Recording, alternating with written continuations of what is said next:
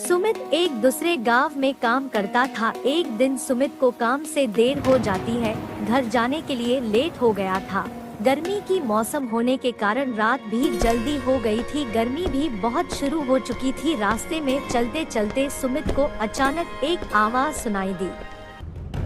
अरे ओ इंसानी आदमी, तुम कहाँ जा रहे हो? रुक जाओ, मैं तुम्हें मालामाल कर दूंगा। सुमित वहीं पर ही रुक गया और पीछे मुड़ के देखा, लेकिन पीछे कोई भी नहीं था। फिर से वही आवाज सुनाई दी। जैसे ही सुमित ने सामने देखा तो उसे जमीन पर कुछ चमकती हुई चीज दिखाई दी। सुमित दौड़ के उस चीज के पास गया और देखा तो वह कोई साधारण चीज नहीं थी, बल्कि एक चमकता हुआ सोना था। उसने वह सोना अपने हाथ में लिया। उसकी चमक देखकर सुमित खुशी हो जाता है, लेकिन सुमित को कहाँ पता था यह कोई साधारण सोना नहीं बल्कि एक मायावी सोना है। अचानक उस सोने में से आवाज आई। अगर तुम्हें और सोना चाहिए तो इस जमीन को खोदो। इस जमीन के नीचे बहुत सारे सोने हैं। सुमित खुश हो गया। उसने उस सोने को अपनी जेब में डाला और जमीन खोदना शुरू किया।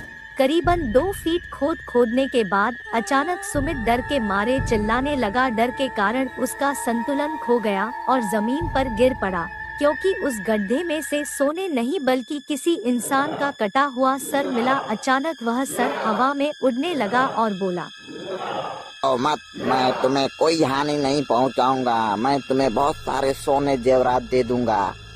बस मेरी बात ध्यान से सुनो। मैं जहाँ जाता हूँ वहाँ मेरे पीछे पीछे आओ। फिर वह सिर हवा में उड़ा और जंगल की ओर बढ़ने लगा। करीबन 1 किलोमीटर चलने के बाद वह सिर रुक गया। सुमित भी रुक गया। फिर उस सिर ने सुमित से कहा, इस जमीन के भीतर बहुत सारे सोने जेवरात छुपे हुए हैं। इस जमीन को खोदना शुरू करो। सुमित खुश हो गया और उस जमीन को खोदना शुरू कर दिया। खोदते खोदते उस जमीन के नीचे सोना मोती तो नहीं मिले, बल्कि उस सिर का कटा हुआ शरीर मिला गया।